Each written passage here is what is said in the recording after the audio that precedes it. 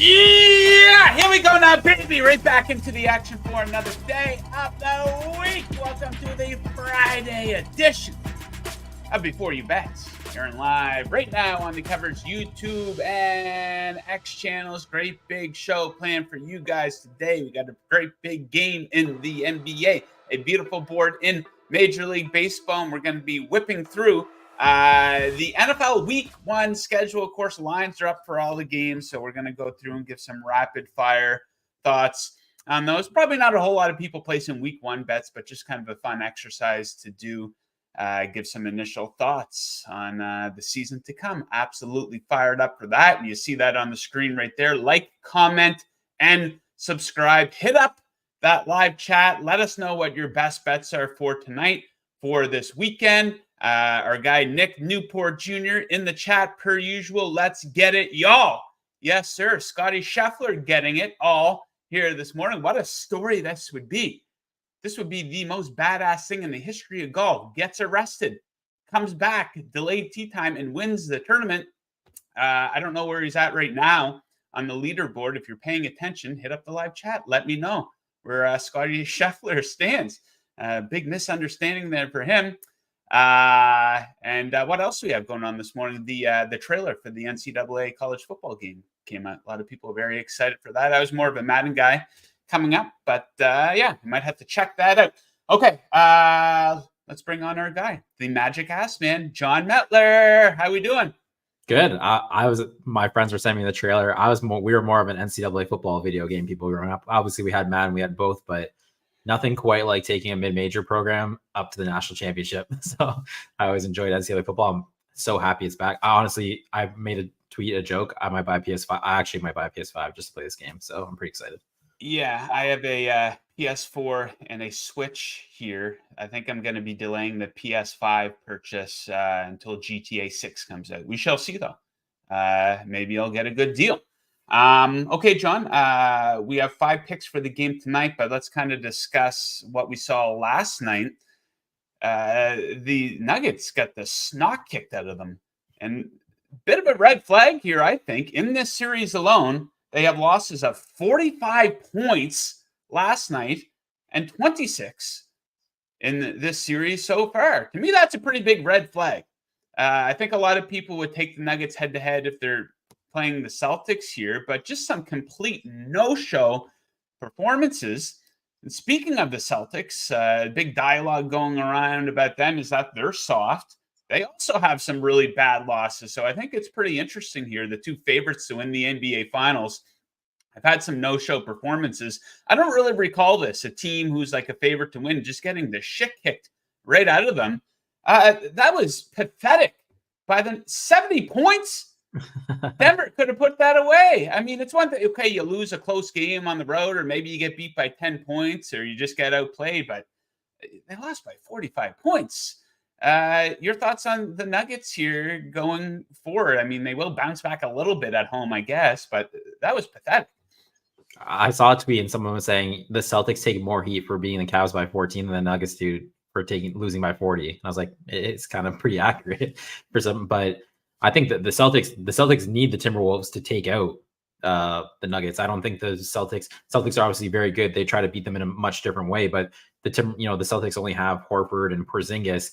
Like, look how difficult this series has been on the Timberwolves, and they have the 3-man rotation. They have the defensive player of the year, and then you have a 2-man rotation too of Naz Reid and Karl-Anthony Towns. Like, you're using all 3 bigs, all the fouls you can have, all these different like switches and stuff like that, and it's still this difficult to stop him. I mean, Jokic is just matchup proof, but I mean, I said Wolves in 7. I still like the Wolves in 7. I'm happy they went back to guarding Jokic with Karl-Anthony Towns and kind of hitting him with different coverages. I feel like the Wolves kind of maybe out-scouted themselves a little bit in this series. I think they had the formula game 1 and game 2, and it worked. And then I think they thought that the Nuggets would make changes, so they just made the changes themselves as well to try to counter that instead of just constantly running back the same thing because it was working.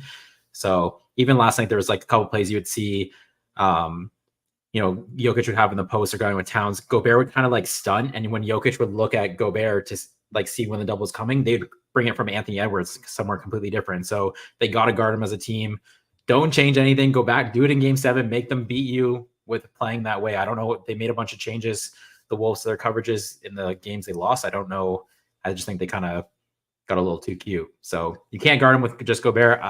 The Wolves have the pieces to take out the Nuggets. I've been adamant about that. They have the roster. Not sure anyone else does. So the Wolves need to do this, but I also have a bet on them, so I want the Wolves to win. Okay, so yeah, the momentum swings in this series have just been wildly out of control. So who knows? Maybe it swings back the way of the Nuggets, but John's sticking with his initial prediction. T-Wolves in 7. If you like the T-Wolves on the money line, I'm seeing plus 170 right now. That game's going to go down on Sunday, and we do have the potential for 2 game 7s on Sunday, depending on the result of tonight's game between the Knicks and the Pacers, which we're going to get into momentarily. Really quickly, we won't spend a whole lot of time on Thunder Mavericks, but the Mavs can put them away tomorrow. Do you think that happens? Yes. I think the Mavericks, we gave picks here before I didn't bet on it. I should have, but we gave picks here. I said Maverick Celtics was kind of like my NBA finals, which I thought coming into the playoffs. I think the Mavericks are that combo of Kyrie and Luka, I've been saying, and the 2 lob threats, the roster construction, I think they did a really, really good job drafting Derek Lively, getting Daniel Gafford. They just wrote, it's like the same player essentially. This team's young too. I don't think they get enough credit for how young they are. Like Luka Doncic, these guys aren't old, and like they're also under team control. Like this could go on for, they don't a couple more years and stuff. And I just think their role players like really fit in. PJ Washington has stepped up. Derek Jones Jr. has stepped up. I really like the Mavericks. I think the Mavericks are a lot more of a contender here than people think they are. Yeah, let's see some new blood. I would love to see a series between the Mavs and the T-Wolves, Anthony Edwards and Luka going head to head.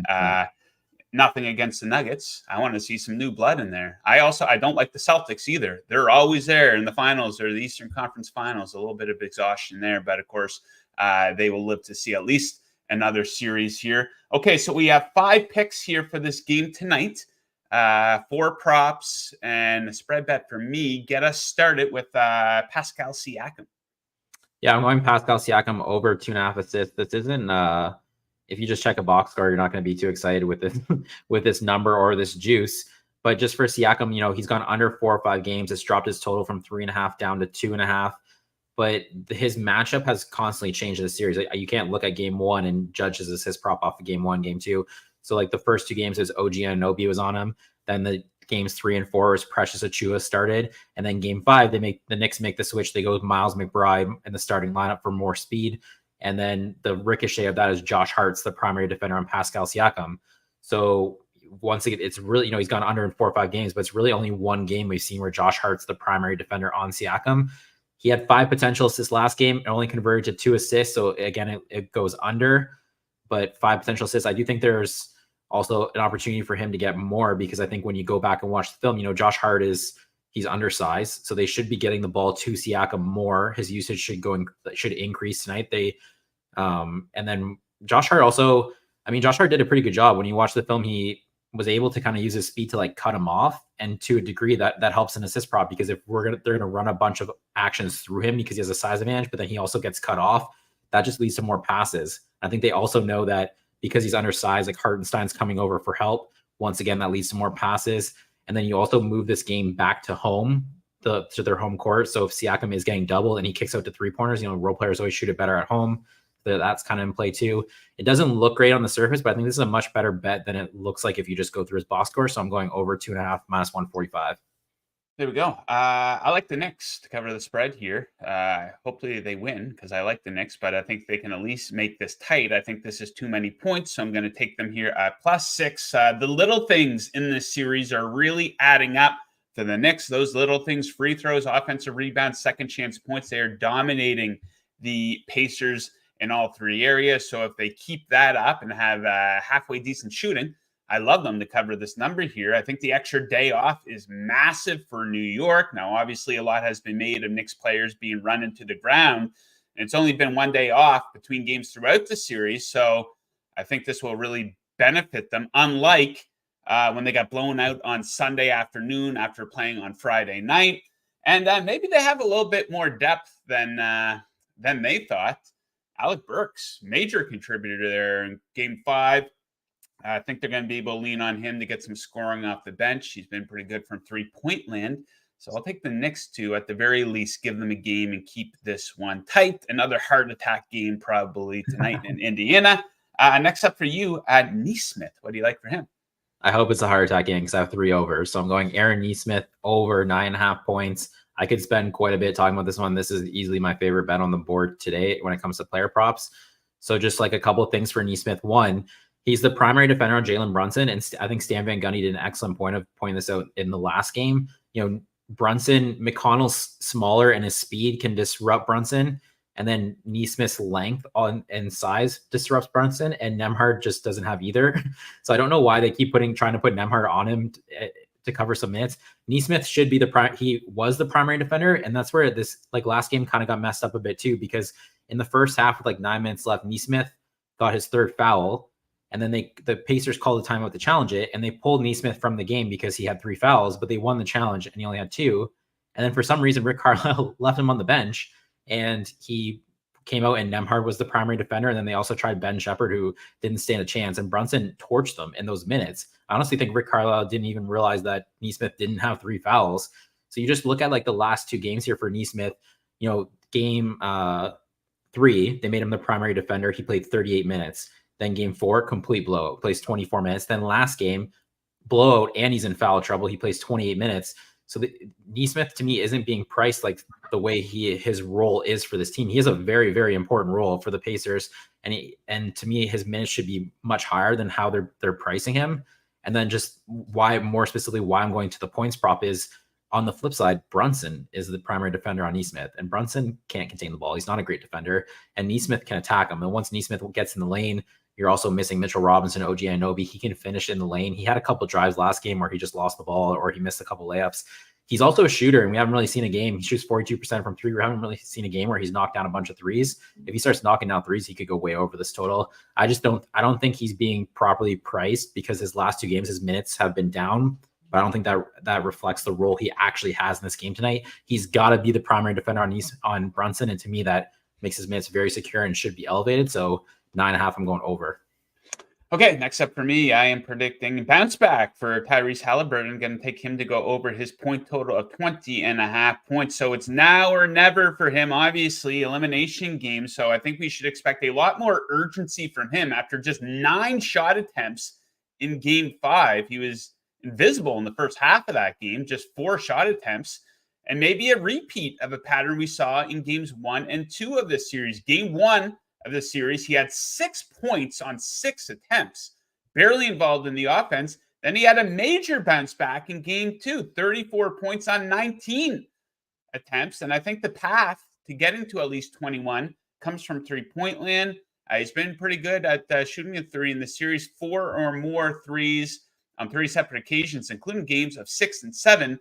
And this has been an area where the Knicks defense has struggled. They're allowing opponents to connect on 39.6% of 3-point attempts in the playoffs. That's the worst among any of the teams in the playoffs here so far. So Halliburton over 20.5. Metler, let's wrap up our NBA section here. You have a point prop for a Knicks player. Who do you like?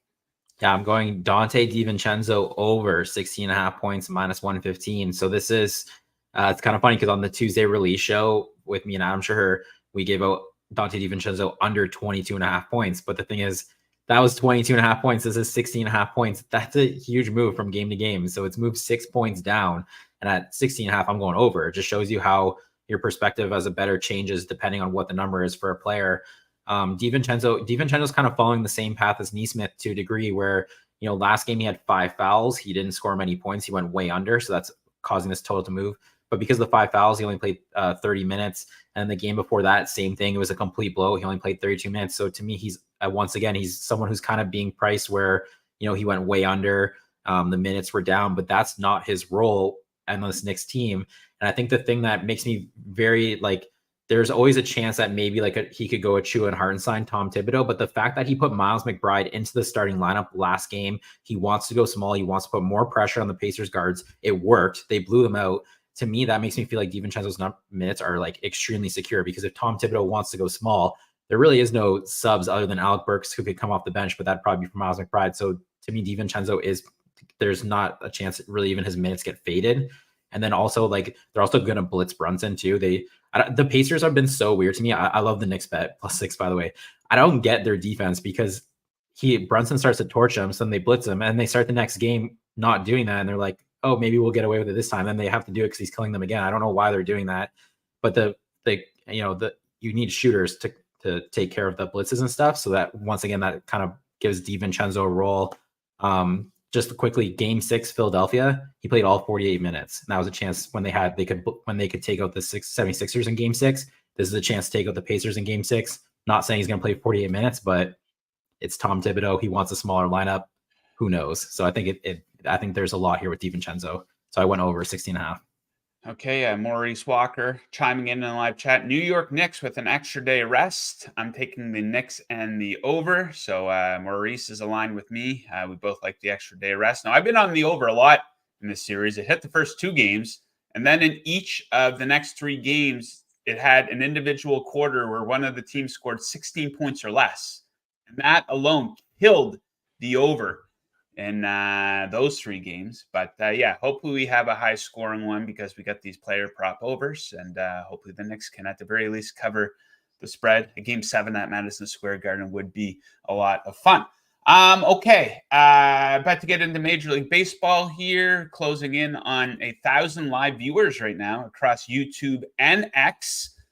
Hit up the live chat. We got a bunch of guys in there dropping their best bets of the night. That's for the NBA. Let us know if there's anything you like for baseball or even the game tomorrow, Dallas and OKC. Okay, so we have some afternoon baseball action in Chicago. The highly hyped Paul Skeens on the man here. Great velocity from this guy in Game 1, but his over-under earned run total is set at 1.5.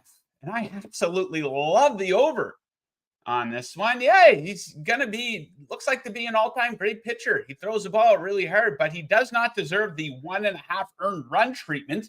This isn't Randy Johnson in his prime. He's great, but this is his second career start. So let's settle down here. And he just pitched against the Cubs in his career debut. He allowed 3 earned runs in 4 innings of work, and that was at home in Pittsburgh. This game is in Chicago. He allowed 8 base runners and 1 home run and 4 innings of work. He wasn't that fantastic. He threw the ball really hard. Yes, indeed. And the Cubs are at their best at home and versus right-handed pitching. They are 7th in runs scored in innings 1 through 5 at home. Also 9th in OPS versus right-handed pitching the last 2 weeks. Now, I'm not saying the guy's going to get lit up out there. I'm saying he's going to allow at least 2 earned runs. He can allow 2 earned runs and still have a pretty good game. So, yeah, Skeens not buying in too much on the hype, at least for this game, against that number, 1.5. Okay, let's make a little bit of history here on Before You Bet. The walk parlay has become the sexiest bet in all of sports betting. And today I would like to introduce the most provocative bet in all of sports betting. It is the mega walk parlay. 3 separate pitchers taking Tyler Anderson, Brian Bello, and Tristan McKenzie that all have over 1.5 walks, coming in at 279. I bet that over at bet 365. So let's start with Anderson, the walk god. I've been on him most weeks here this season. Most of his starts, 2 or more walks in 28 of his last 33 appearances. He's taking on the Rangers, who are walking at the 8th highest percentage over the last 2 weeks. He had 7 walks in 2 starts against them last season. Over to Bello, pitching here for the Red Sox. He's walked 2 in 4 straight games, and he's taking on a Cardinals team that's walking at the highest percentage versus right-handed pitching over the last month. And we have Tristan McKenzie, an absolute walk machine, pitching for the Guardians. 3 or more walks 5 times already this season. He's had at least 2 in 7 of his 8 starts. He's taking on a Twins team, fairly average, to be fair, drawn walks versus right-handed pitching. But this bet is more about McKenzie. His number should be set at 2.5, not 1.5. So we're going to put them all together to get the weekend off to a great start. Plus 279 on that one. Greg chiming in the chat. Sexy. He absolutely loves it. Okay. Another walk prop. Beautiful board if you like these walk props. People often, where do you bet these, Joe? I can't find them at my sports book. A lot of the sports books offer them. I know FanDuel doesn't. DraftKings does, and Bet365 does. That's where I usually Take them. This is a great looking one. Chris Bassett over 1.5 walks, even money. I think someone is absolutely sleeping on this one. Why do I think that? Well, it's because he's walked 2 or more in 7 of 8 starts this season. 3 or more walks on 4 separate occasions. And to bring it all together, Tampa Bay is walking at the highest percentage versus right-handed pitching over the last 2 weeks. So Chris Bassett of the Blue Jays to have at least 2 walks. And we'll wrap up the Major League Baseball section. Max Fried going for the Braves, taking on the Padres, going to take under 5.5 hits allowed, -125. So he's 6-2 against this number this season. And 2 of his last 3 starts, he didn't allow a single hit. Now, he wasn't able to go for the no-hitter because his pitch count was, I think, 100 at the end of 6 and 7 in each of those, but 0 hits allowed in those starts. And he's taking on the San Diego Padres team that stinks versus left-handed pitching. They have a 177 batting average versus lefties over the last month. That is the second worst in Major League Baseball. And when you're betting these hit props, you want to take a look at hard contact percentages. This is a low hard contact pitcher versus a low hard contact offense. Fried actually ranks 6 in hard contact allowed among starters with 5 or more starts this season. San Diego really struggling in that regard, especially against left-handed pitching. Okay, let's bring in our guy, Jon Metler, bring him back in. And, of course, they announced the NFL schedule the other day. It's a lot of fun, people going through, analyzing it. I thought the Dolphins got a little bit of a raw deal. As you guys know, I'm a fan of Miami. Their home field advantage early in the season got completely taken away. They got the Jaguars coming in week 1. That's another Florida team, no advantage there. Then they have 2 night games at home in September. So that doesn't really help them out. My number one wish for the Dolphins was that their schedule would be more front-loaded, because we know what happens with Miami. They get off to a great start, and then they urinate all over themselves during the final month of the season. So it's kind of tricky. Now, people pointing out, well, they got to go to 2 cold weather cities in Cleveland and the Jets for the final 2 weeks of the season. And sometimes that's a blanket statement for people. Like sometimes like, oh, they got to travel all to the West Coast, to the East Coast, playing in cold weather, doing this situation. All cold weather teams are not created equal. If you were telling me they were going up to Kansas City and Baltimore for the final 2 weeks of the season, I'd be like, well, shit, that really, really sucks. But the Browns and Jets, probably 2 average teams.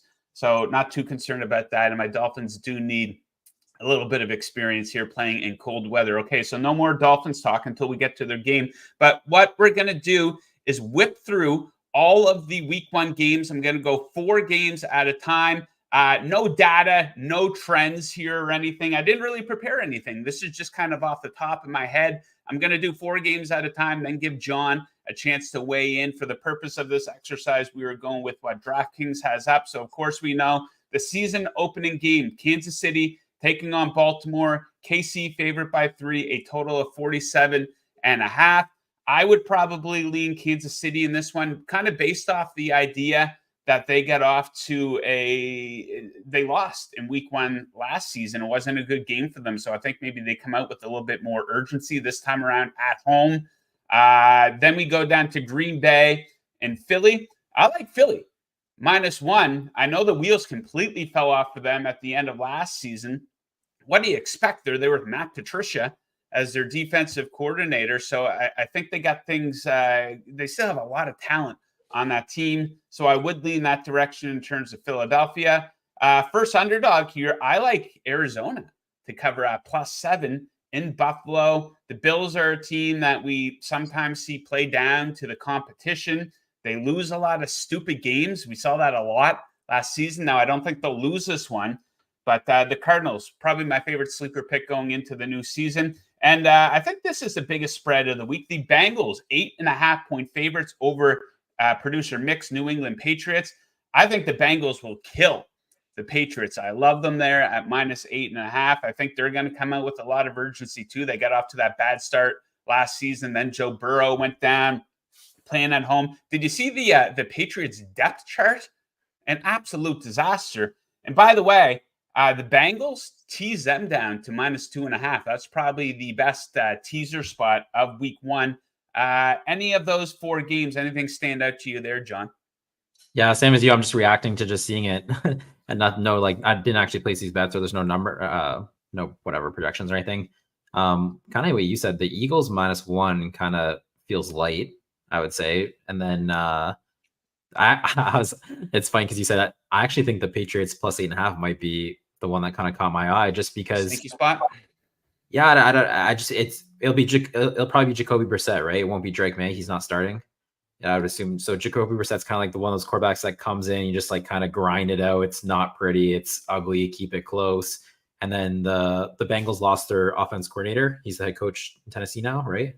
Yeah. And Joe Burrow's coming back from the injury. I don't know, it just seems like lots in play there that could kind of change for the Bengals. I agree. The Cardinals won too. I think the Cardinals probably a better team this year. Kyler Murray's back.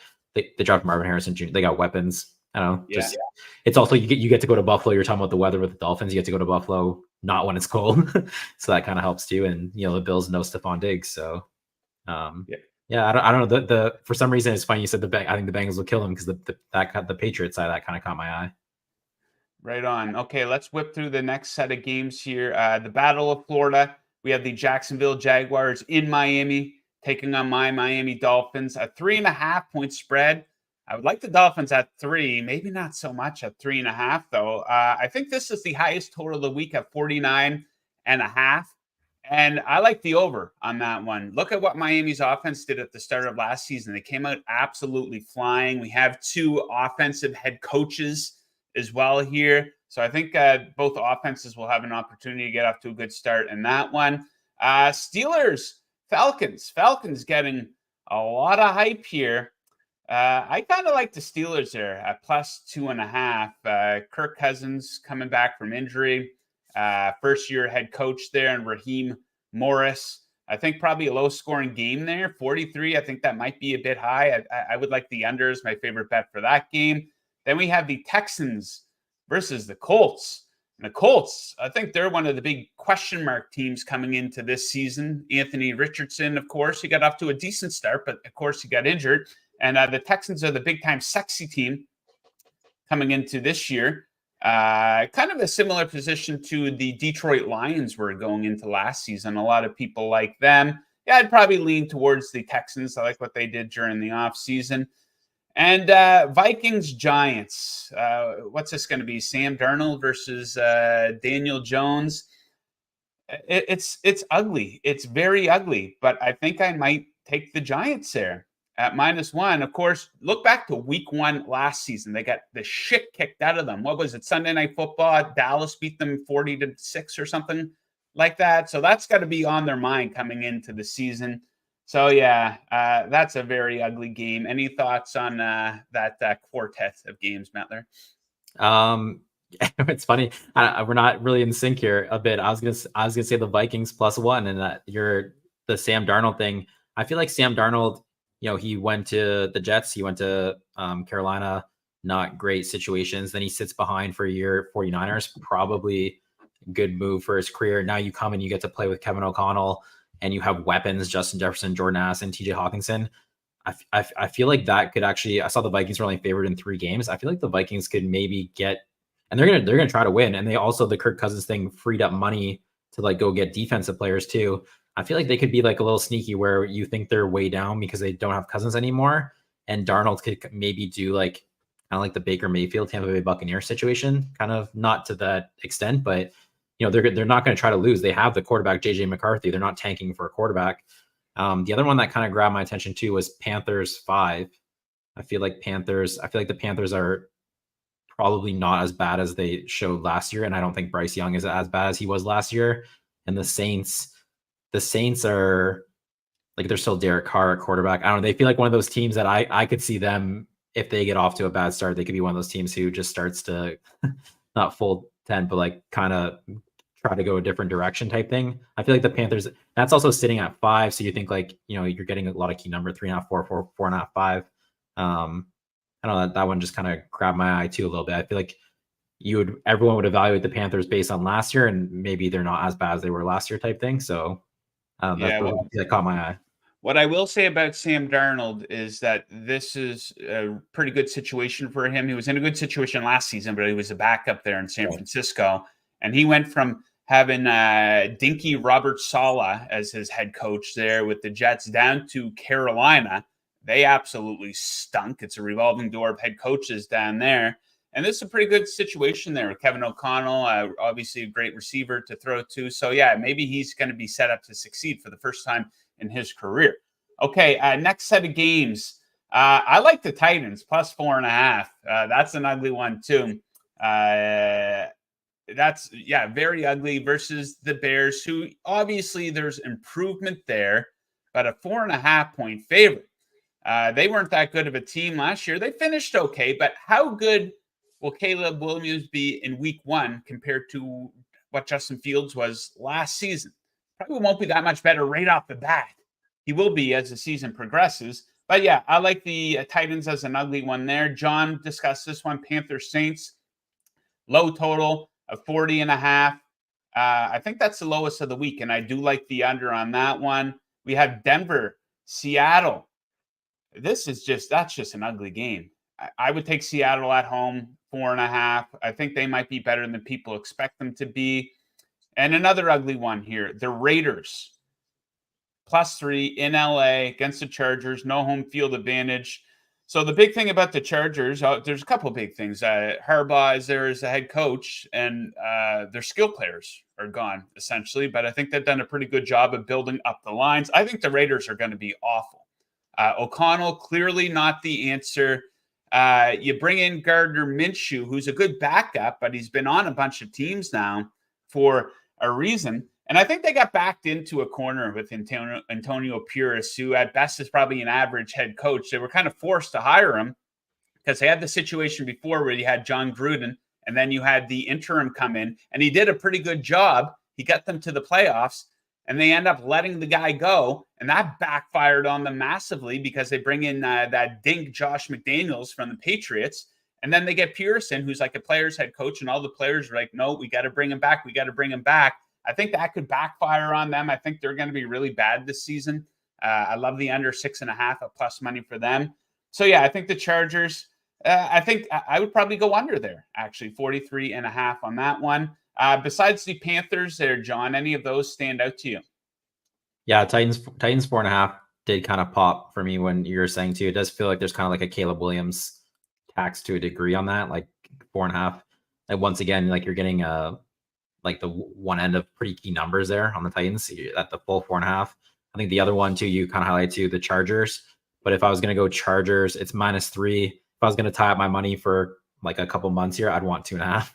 So that's kind of the one I'd probably use. So you see it open at 3, and then I'd kind of spend the next couple weeks, months, whatever, trying to like just checking in. Hey, is there a 2.5 on there? Type thing, set yourself up that way. It's 3 -120, so you're probably not going to get it, but who knows? You know, we have access to 20 different sports books, so someone might post it for you. That's the one I'd kind of be watching. Yeah, I just took a big dump on the Raiders, but if you're looking for an underdog teaser spot, them at +3 or a +3 up to +9, that's not bad. I think that's going to be a tight game there in Los Angeles. Okay, let's touch on the Final Four here. Cowboys, Browns. Dallas is favored by 0.5 point. Of note for this game, this is going to be Tom Brady's first game as a color commentator for Fox, so that should be kind of interesting to see how he does. Some people don't give a shit about that. I kind of like the commentary and play-by-play stuff, so be interesting to see how he does. So my opinion on this game, I would take the Browns there. I'd probably take the under here as well. Of course, everyone recalls the Browns home-away defensive splits. They were fantastic at home, awful on the road. I don't like the Browns to have a good season. I like them in this game, though. I think Deshaun Watson, this guy's completely mailed it in. Look at his numbers. No more excuses for this guy. He absolutely stinks, but the Cowboys aren't as good when you take them out of that dome. So I take the Browns to get the W there. Commanders, Buccaneers. I don't know. Jaden Daniels, we'll see how he does in week 1.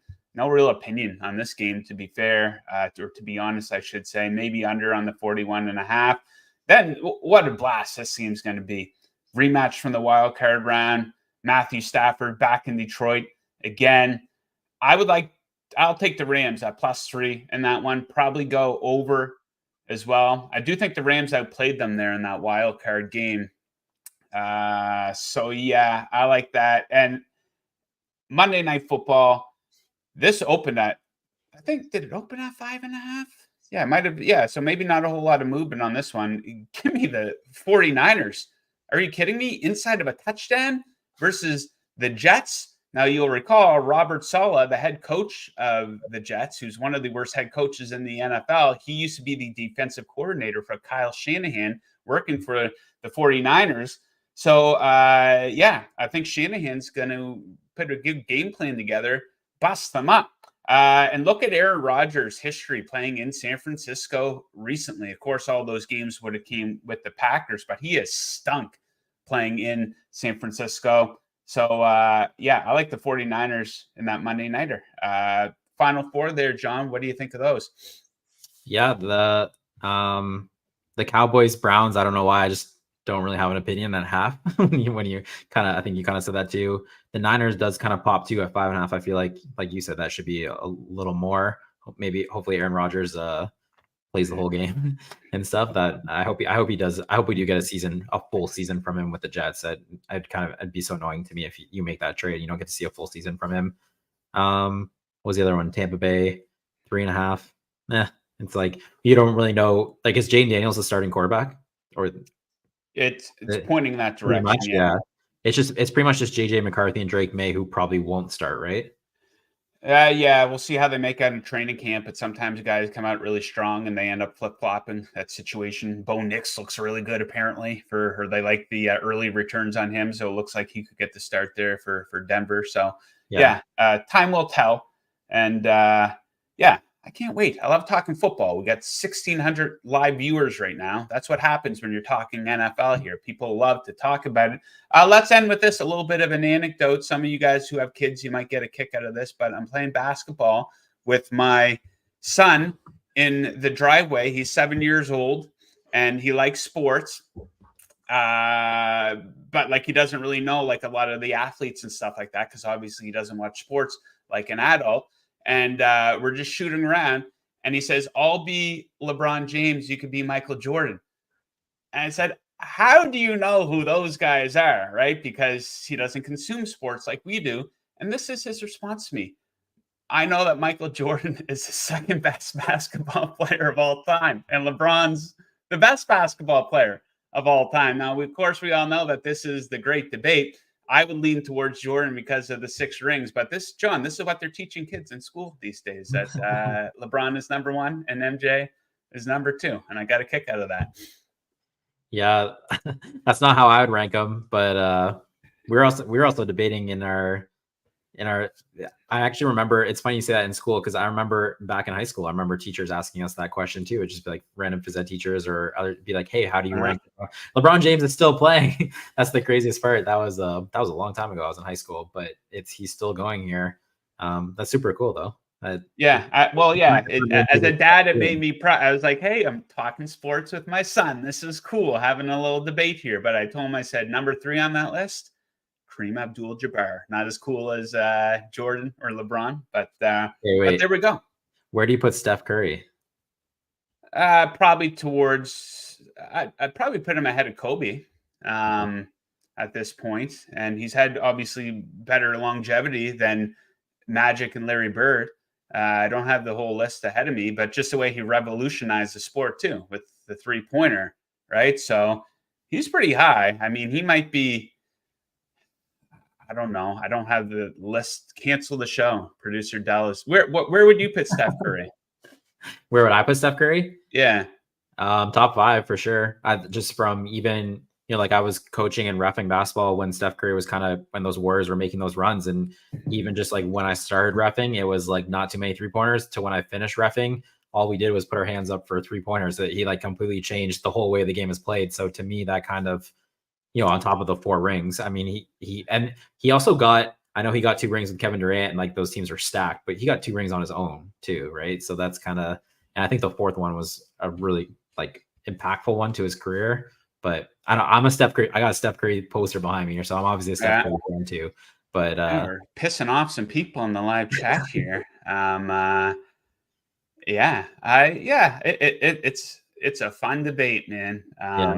You can go a lot of different directions with this stuff, and it's hard. Like when you take the guys like Will Chamberlain and Oscar Robinson, and how do you compare their game to the game today and stuff like that. And there does tend to be a lot of recency bias, but yeah. I am a LeBron stan, but you got to concede to Jordan going 6-0 in the finals. And you can do the whole argument of, well, the level of competition Jordan faced hasn't been as good, but all that stuff, you're bringing it down to hypotheticals, more or less, right? Nick Newport Jr., Arvydas Sabonis. Yeah, I'd probably put him at the back end of the top 10. Best player of all time. I don't know about that. But yeah, great debate. And maybe in the summer, we'll get into this a lot more when we have some free time to kick around some stuff when it's just baseball and the Olympics and golf. But yeah, let's leave it at that. So guys, on Monday, we don't know if we're going to do a show yet. If there is a Game 7 between the Thunder and the Mavs, we're going to work. It is a holiday on Monday. But if there's a Game 7, show will go on. If there's no Game 7, there's no NBA game scheduled for that day, so there won't be a show. So we will see you on Monday if there's a Game 7. If not, though, we won't see you again until Wednesday. Throughout the weekend, though, John, how can people keep up with your work? Yeah, I won't be. There won't be any articles on covers because I don't have articles on the weekends. But you can follow me on Twitter at Jon Metler. I will definitely still be betting this weekend and stuff. My wife has gone on a bachelorette, so yeah, I will definitely be betting stuff. So there'll be a lot of computer time for me this weekend as well. Yeah, a lot of computer time. That water bong is going to get a good workout from Johnny there, I'm sure too. Chug some beers and watching basketball sounds like a great weekend to me. Okay, let's go Scotty Scheffler. We're going to be cheering for him to win this tournament here this weekend. Be cheering for our bets. Thank you guys very much for tuning in. Best of luck with all your bets, and we will catch you again next week.